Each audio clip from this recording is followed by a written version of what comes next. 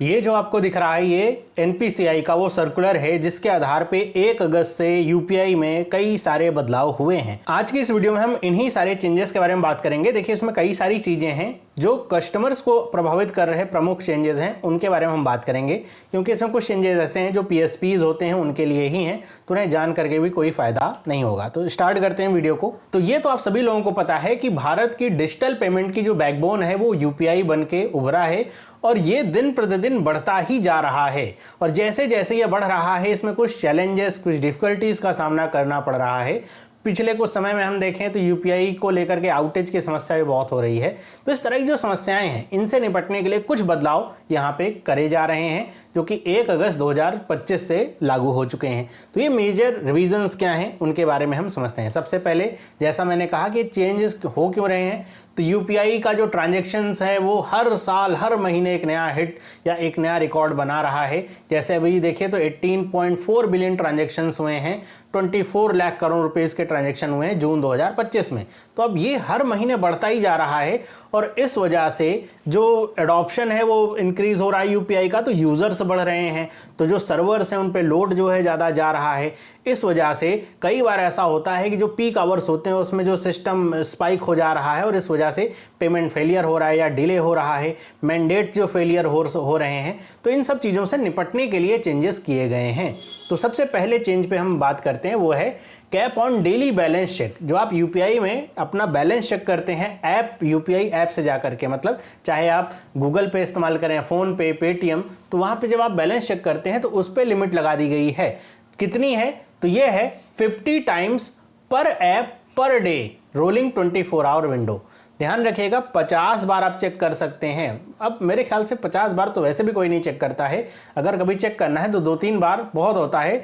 लेकिन पहले ये अनलिमिटेड था, अब इसे कैप कर दिया गया है क्योंकि ये ना उनके लिए ज़्यादा ये वहाँ पे कह सकते हैं दिक्कत करेगा। जैसे जो दुकानदार हैं जिन्हें बार बार पेमेंट चेक करनी, जिन्होंने साउंड बॉक्स नहीं लगा रखा है, तो उसके लिए हो सकता है, लेकिन वो भी 50 बार एक बहुत बड़ा नंबर होता है आसानी से समझ, क्योंकि वो भी अब वही चेक करते हैं ऐसे ट्रांजेक्शन जैसे साउंड बॉक्स में नहीं आया तो एक बार चेक कर लिया ऐसे लिए। तो वहाँ पे 50 बार की लिमिट है और यहाँ पे ध्यान रखिएगा पर ऐप पर डे की ये लिमिट रखी गई है। और यहाँ पे ये बताया जा रहा है कि जो बैलेंस चेक है वो जो केवल यूजर जो इनिशिएटेड रिक्वेस्ट है केवल उन्हीं पे लागू हो रहा है। मतलब ये है कि जो आपका ऐप है वो भी कई बार जो है बैलेंस चेक करता है, जब पेमेंट करनी होती है तो बैलेंस चेक करता है, ये देखता है कि आपके अकाउंट में उतने पैसे हैं तभी कटेंगे।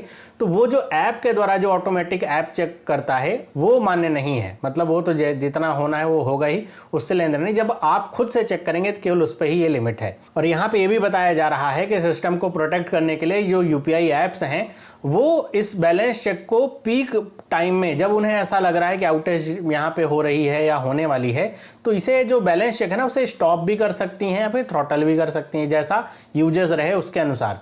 तो ये भी ध्यान रखिएगा कि पीक आवर्स में कई बार आप बैलेंस चेक करें और आपको दिखाई नहीं, तो उसमें घबराने वाली बात नहीं है, ये किया जाता है जो यूपीआई ऐप्स हैं उनके द्वारा ही। दूसरा जो चेंज है वो है व्यूइंग लिंक्ड बैंक अकाउंट। आप अपने ऐप पे जो लिंक बैंक अकाउंट है उन्हें आप मैक्सिमम 25 टाइम्स पर ऐप पर डे देख पाएंगे। पहले इसकी भी कोई लिमिट नहीं थी, अब आपके लिए लिमिट है कि आप ये देख सकते हैं कि आपके ऐप में कितने अकाउंट लिंक्ड हैं, तो उसके लिए 25 टाइम्स की ये लिमिट रखी गई है। और यहाँ पे बता रहे हैं कंसेंट भी रिक्वायर होगी जब आप जो है रीट्राई करेंगे लोड करने के लिए लिस्ट का, तो आपके लिए एक एक्सप्लिसिट अप्रूवल मांगी जाएगी। अगर रिक्वेस्ट फेल होती है तो फिर आप जब देंगे कि हाँ मैं चाहता हूँ देखना, तब वो लोड होगा। आगे बात करें जो तीसरा रिस्ट्रिक्शन है वो यहाँ पे आता है ऑटो पे और मैंडेट्स को लेकर के। ऑटो पे समझते हैं, जैसे आपने नेटफ्लिक्स का सब्सक्रिप्शन लिया 149 का, तो वो ऑटो पे करवाते हैं। मतलब ये है कि हर महीने की एक तय डेट जो भी आपकी बिलिंग डेट होगी वो 149 रुपये वो कट जाएंगे जब तक आप स्टॉप ना करें। वो क्या होता है ऑटो पे, है ना, मैंडेट उसके लिए लिया जाता है। तो ये जो मैंडेट है इसके प्रोसेस होने का जो समय है इसको यहाँ पे बदला गया है, या फिर कह सकते हैं कि इसमें थोड़े चेंजेस किए गए हैं। अभी होंगे तो वैसे ही ऑटो पे सब्सक्रिप्शन जो ईएमआईज हैं, बस ये बताया गया है कि इनको अब आउटसाइड पीक आवर्स में प्रोसेस किया जाएगा। तो पीक आवर्स क्या है, तो यहाँ पे एनपीसीआई ने अपनी उसी जो भी नोटिफिकेशन या सर्कुलर देखा उसमें बताया था कि 10 AM से लेकर के 1 PM और 5 PM से लेकर के 9:30 बजे तक का जो समय होता है उसको पीक आवर बोला जाता है। मतलब इस समय जो ट्रांजेक्शन्स हैं वो सबसे ज़्यादा होते हैं। तो जो मैंडेट प्रोसेस होगा ना वो इन बिटवीन हुआ करेगा, कि मतलब 1 से 5 बजे तक या फिर रात में 9:30 बजे से सुबह 10 बजे के बीच में। तो इनके बीच में अलाउड नहीं होगा मैंडेट या फिर जो ऑटो पे है उसकी प्रोसेसिंग। पैसे इसके बाद या इन बिटवीन कटेंगे। और यहाँ पे ये भी बताया जा रहा है कि अगर एक बार जो ऑटोमेटिक पेमेंट है वो फेल होता है तो ऐसा करने पे 3 बार रिट्राई हो पाएगा। यहाँ पे बताया जा रहा है कि मतलब 4 अटेम्प्ट मिलेंगे एक पेमेंट को, ऑटो पे जो वाला जो पेमेंट है उसे प्रोसेस करने के लिए। तो एक बार अगर फेल हुआ इनिशियल तो 3 और अटेम्प्ट मिलेंगे यहाँ पे ट्राई करने, उसके बाद ये अटेम्प्ट नहीं मिल पाएंगे। तो ये कुछ यहाँ पे रेस्ट्रिक्शन है ऑटो पे और मैंडेट्स को लेकर के। नेक्स्ट, इनहेंस ट्रांसपेरेंसी और सिक्योरिटी। यहाँ पे बताया जा रहा है कि जो रेसिपिएंट डिटेल्स हैं, जब आप अब यूपीआई से पेमेंट करते हैं तो जो बैंक अकाउंट होल्डर है, मान लीजिए मैंने अपना क्यूआर कोड दिया हुआ है और मैंने दुकान का नाम कुछ भी रखा है या फिर यूपीआई में ऐसा नाम रखा हुआ है, तो अब अगर मैं इस क्यूआर कोड को स्कैन करूंगा तो जो मेरा बैंक का नाम होगा, वो जो मुझे पैसा भेज रहा होगा ना, वो उसके पास वही नाम आएगा।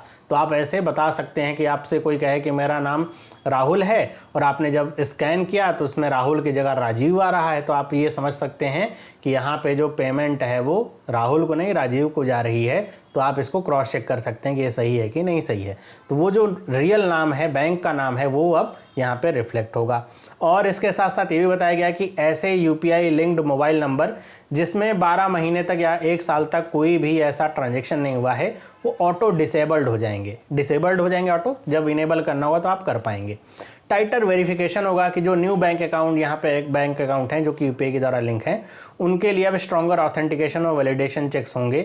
और इस तरह के मतलब कह सकते हैं सिक्योरिटी को बढ़ाने वाले कुछ कदम उठाए गए हैं। और यहाँ पे एक बदलाव आ रहा है स्टेटस चेक को लेकर के, ट्रांजैक्शन स्टेटस चेक और रिवर्सल के लिए, कि स्टेटस चेक अगर आपको करना है, कोई पेमेंट आपकी पेंडिंग है, तो इसके लिए आपको 3 बार मौके मिलेंगे चेक करने के लिए और मिनिमम गैप उसमें 90 सेकंड का होगा जब आप चेक कर पाएंगे। मतलब ऐसा फ्रिक्वेंटली खटाखट नहीं कर पाएंगे, 90 सेकंड का गैप मिनिमम होगा। वहीं रिवर्सल की बात करें, रिवर्सल का मतलब आपने किसी को 10 रुपये गलती से भेज दिया, वापस मंगा रहे हैं, तो यूज़र कोई भी होगा वो 10 बार ऐसा पेमेंट रिवर्सल कर पाएगा 30 दिन में।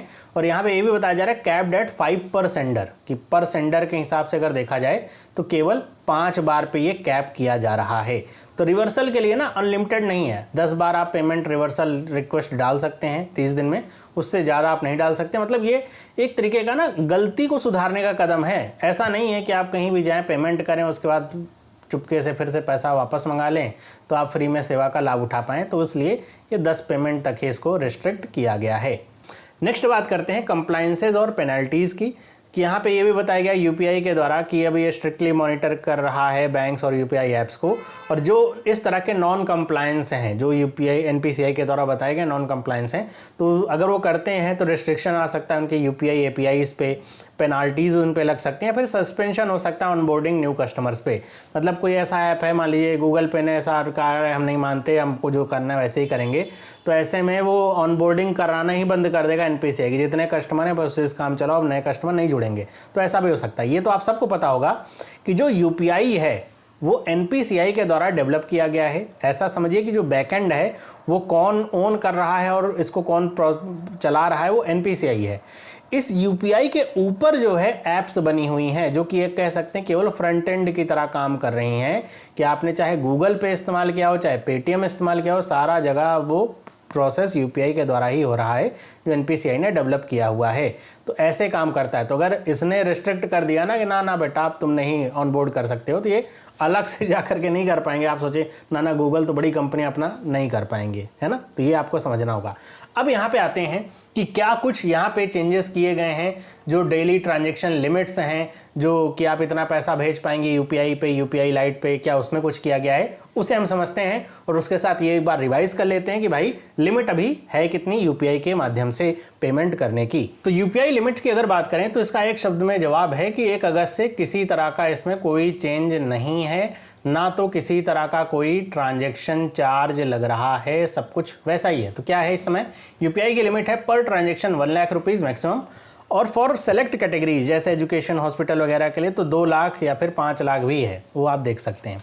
अगर हम बात करें इसमें तो यहाँ पे बताया भी जा रहा है कि 2 लाख रुपए कैपिटल मार्केट के लिए, insurance, collection, foreign inward remittance, और 5 लाख यहाँ पे गैप होगा। 5 लाख है for IPOs, RBI direct retail schemes, और से ये आपका बताया जा रहा है कि 5 लाख रुपए इन सब के लिए लिमिट है।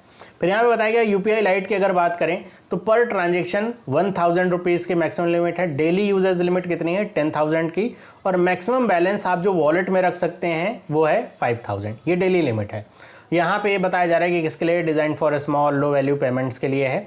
ऑटो पे की बात करें तो ये जो मैंडेट की लिमिट है ये 15,000 है, मतलब आप UPI पे ऑटो पे मैक्सिमम 15,000 रुपये तक का लगा सकते हैं। और सेलेक्ट कैटेगरीज के लिए 1 लाख रुपए तक का भी है। ये कैटेगरीज कौन सी हैं? जैसे इंश्योरेंस, फाइनेंशियल सर्विस हो गए, या फिर custom amount and flexibility frequency, ये बताया जा रहा है कि मंथली, क्वार्टरली, इसके ऊपर भी बेस्ड हो सकता है। तो ये ऑटो पे की लिमिट है। तो आपको लिमिट केवल याद रखनी, लिमिट आपकी क्या क्या है। तो इन लिमिट्स के माध्यम से आप ये देख पाएंगे कि अभी इसमें कोई चेंज नहीं हुआ, ना तो इसमें किसी चार्जेस के बारे में बात हो रही है। तो ये अभी तक का लिमिट को लेकर के कोई यहाँ पे ऐलान नहीं किया गया है। तो एक बार रिवाइज कर लेते हैं हमने क्या क्या अभी पढ़ा। तो हमने ये देखा कि चेंज हुए हैं बैलेंस चेक में पर ऐप पर डे 50 बार, और लिंक्ड बैंक अकाउंट को व्यू करने में ये भी पर ऐप पर डे के हिसाब से 25 टाइम्स। ऑटो पे मैंडेट एग्जीक्यूशन देखा हमने कि नॉन पीक आवर्स में ही अब हुआ करेगा।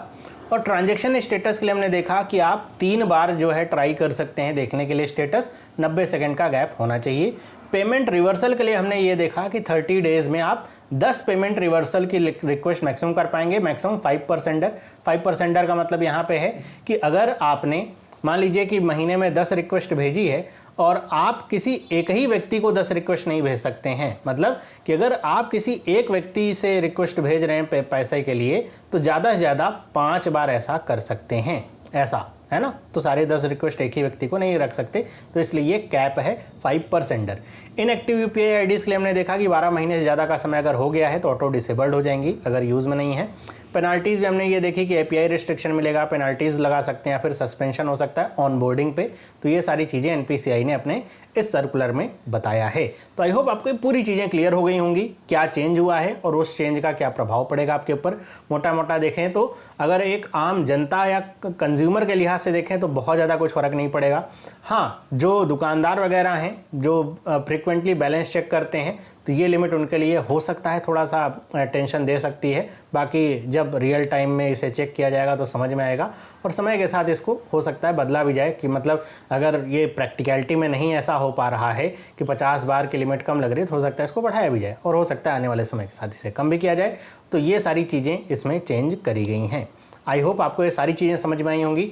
इस तरह की और वीडियोस के लिए चैनल को सब्सक्राइब जरूर करिए और वीडियो को लाइक करिए ताकि इस तरह की और वीडियोस आपको मिलती रहें। मिलते हैं अगली वीडियो में, सभी लोगों को बाय।